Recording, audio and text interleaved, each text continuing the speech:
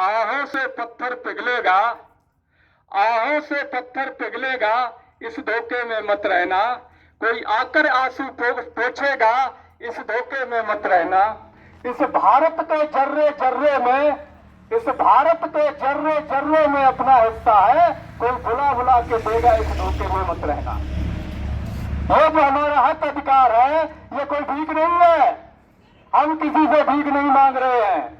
ये जो कहते हैं केंद्र में बैठे लोग और प्रदेश में बैठे लोग, सत्ता में बैठे लोग, कि हम आपको 5 किलो राशन दे रहे हैं, बिजली फ्री दे रहे हैं, शिक्षा फ्री दे रहे हैं, वजीफा दे रहे हैं।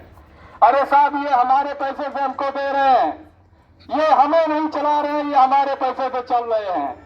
जो लोग हमारे टैक्स के पैसे से पल रहे हैं, जो हमारे वोट की ताकत पे सत्ता में है, जो हम पे हुकूमत कर रहे हैं, हमारी शक्ति से पल और बढ़ रहे हैं, उन लोगों ने अपनी औकात को भुला दिया है। और आज समय ये है कि हमें उनकी औकात को बताना है। हमें अपनी लड़ाई को, अपने आंदोलन को मजबूत करने की जरूरत है। जातिवार जनगणना को लेकर के जो मांग एक लंबे समय से चली आ रही है, ये आज की मांग नहीं है। जब कालेलकर कमीशन गठित हुआ, उसने भी ये कहा कि भाई जाति जनगणना करवाई जाए।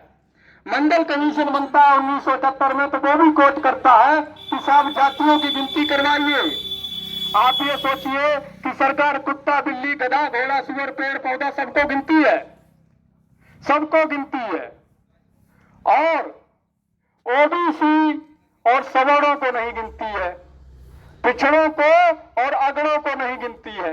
एससी एसटी की गिनती संवैधानिक मजबूरी में करती है।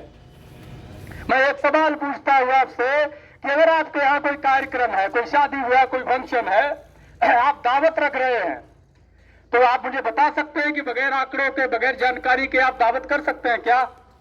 अगर आपकी ब्याह, आपकी बेटी की बारात आ रही है और ससुराल पक्ष ये न कहे कि हम कितने लोग आ रहे हैं, तो आप व्यवस्था कर पाएंगे क्या?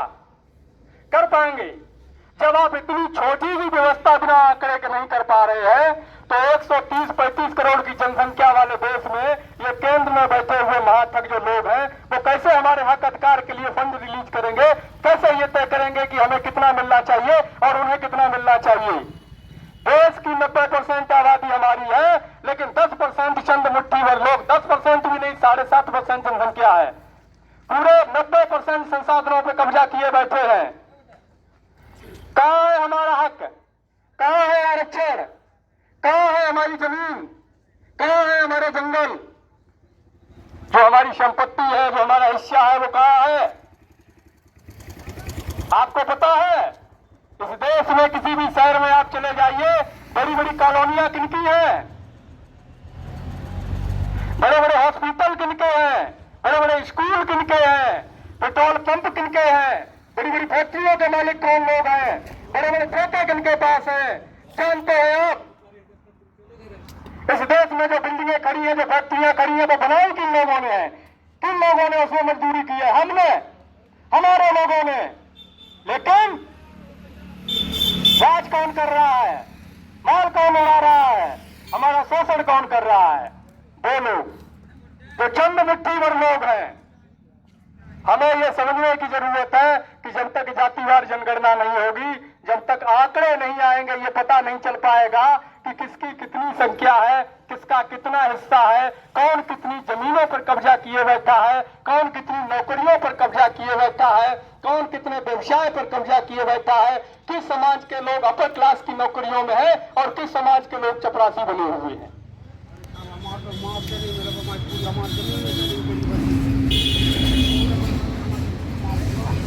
जंगल भी छीने जा रहे हैं, आदिवासियों की जमीनें छीन ली जा रही हैं, पिछड़ों की खेती छीनी जा रही है, किसानों की खेती छीनी जा रही है, मजदूरों की मजदूरी मारी जा रही है। यह देश अगर देश कहने लायक है, तो हमारे पुरखों के, हमारे समाज की मेहनत, खून पसीने की वजह से देश कहने लायक है। अगर आज हमारे समाज के लोगों ने मेहनत न की होती, अगर हमारे समाज के लोगों ने मजदूरी न की होती ये बड़ी बड़ी बिल्डिंगों में, तो ये बड़े बड़े एम्पायर नहीं खड़े होते, बड़ी बड़ी फैक्ट्रियां नहीं खड़ी होती, बड़े बड़े हॉस्पिटल नहीं खड़े होते, ये रोड नहीं बने होते। जो लोग हम पर शासन कर रहे हैं, जो पूरी संपत्ति कब्जा किए बैठे हैं, अरे उनको तो साहब हल्की मीट पकड़ना भी पाप है वेदों के हिसाब से। जो लोग हल्की मीट नहीं पकड़ सकते हैं, वो लोग मेहनत क्या खाक करेंगे?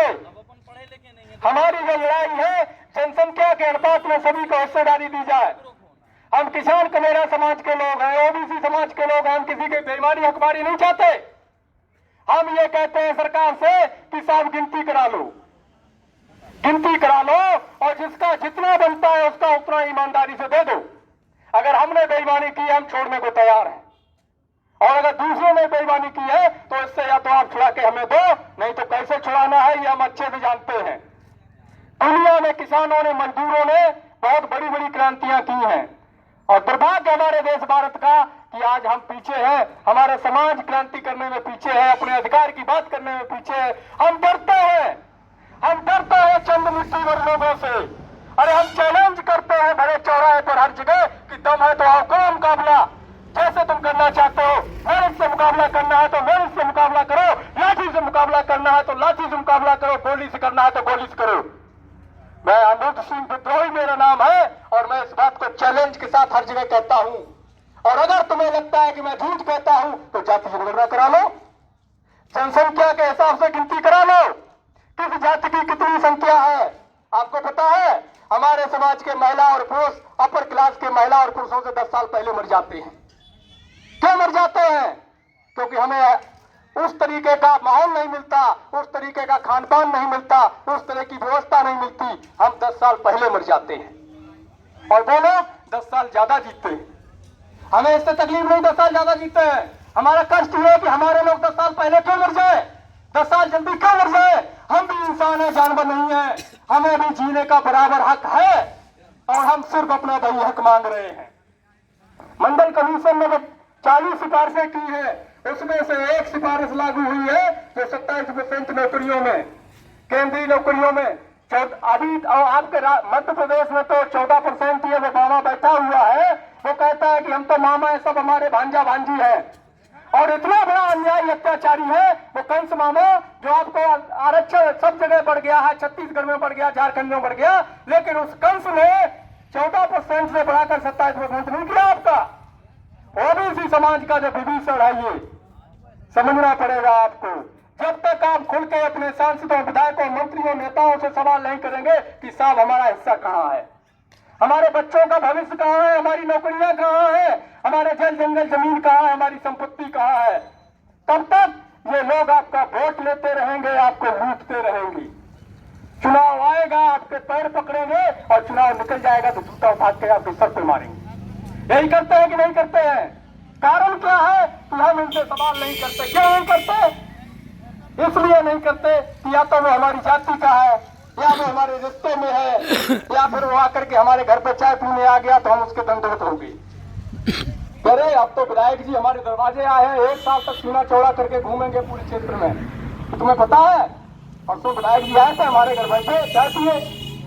अरे विधायक की हैसियत कितनी है मेरे भाई? एक विधायक की, एक सांसद की, एक मंत्री की, एक मुख्यमंत्री की, एक प्रधानमंत्री की कितनी हैसियत है? मैं पूछता हूँ आप लोगों से, उसने आपको बनाया कि आपने उसे बनाया है? जब उसकी कोई हैसियत ही नहीं है तो आप डरते क्यों हो उससे? जब उसको आपने बनाया है तो सवाल क्यों नहीं करते उससे? वो हमारा मालिक नहीं है, हम उसके मालिक हैं। चाहे प्रशासनिक अधिकारी हो, चाहे नेता हो, वो हमारे नौकर हैं। उन्हें हमारे लिए चुना गया है, हमारे लिए रखा गया है सेवा में, और संसद में, विधानसभा में उन्हें हमने अपने लिए भेजा है, उनका पेट भरने के लिए नहीं भेजा है। राजनीति सेवा का नाम है, और सेवा के नाम पर वो लोग क्या कर रहे हैं? भ्रष्टाचार, लूट खसूट, दंगे फसाद करवा रहे हैं और हमारे लोगों को मरवा रहे हैं। तो ये जब तक नहीं बंद होगा, जब तक हमारे समाज के लोग नहीं जागेंगे, जब तक हमारा युवा नौजवान नहीं जागेगा, किसान मजदूर नहीं जागेगा, और ये जब तक संघर्ष आगे नहीं बढ़ेगा, जब तक आप बुजुर्ग इसमें साथ नहीं देंगे। क्योंकि हमारा ये मानना है, हम जहां तक गए हमने देखा है, जहां से मैं आता हूं और जहां तक मैं घूमा हूं अब तक, हमने देखा है कि चाहे परिस्थितियां जो भी रही हूं, लेकिन फिर भी हमारे समाज में आज एक अच्छी बात यह है कि हम बुजुर्गों का सम्मान करते हैं। अलग बात है कि घर पे क्या होता है, लेकिन हम समाज में सम्मान करते हैं। तो अगर आप लोग आगे आएंगे तो आंदोलन बढ़ेगा, लड़ाई मजबूत होगी, और आने वाले बच्चों का जो भविष्य है, जो पीढ़ियां जो अभी जन्म भी नहीं ली है, उनका भविष्य सुधरेगा। और अगर आप लोग नहीं बोलेंगे तो ये तय मानिए साहब कि आगे आने वाली जो पीढ़ियां हैं जिन्होंने भी जन्म तक नहीं लिया है उससे आप आंख नहीं मिला पाओगी। वो कहेंगे कि जब चंद लोग लड़ रहे थे, जब अधिकार खत्म किए जा रहे थे, जब आपकी आजादी को छीना जा रहा था, जब आपको गुलामी की तरफ धकेला जा रहा था, जब आपके रिजर्वेशन शब्द प्रयोग करना पड़ता है लेकिन शब्द है प्रतिनिधित्व, जब आपके प्रतिनिधित्व को खत्म किया जा रहा था, जब आपकी जल जंगल जमीन खेती को छीना जा रहा था, तब आप कहाँ थे? उस समय आपके मुंह में जुबान नहीं होगी तो आपके पास जवाब नहीं होगा, आप उनसे आंख नहीं मिला पाएंगे साहब। इसलिए कम से कम अपने अंदर जिंदा रहिए, अपने आत्मसम्मान को जिंदा रखिए, स्वाभिमान को जिंदा रखिए। क्रांतिकारी साथियों, यदि आप संवैधानिक अधिकारों, जातिवाद जनगणना, मंडल कमीशन, बहुजन महापुरुषों की वैचार की समता, समानता और सामाजिक न्याय के आंदोलन को मजबूत बनाना चाहते हैं तो हमारी आपसे गुजारिश है कि हमारे चैनल को सब्सक्राइब करें व बेल आइकन के बटन को दबाएं। वीडियो को अधिक से अधिक शेयर करें व अपनी यथासंभव शक्ति अनुसार हमें आर्थिक सहयोग करें।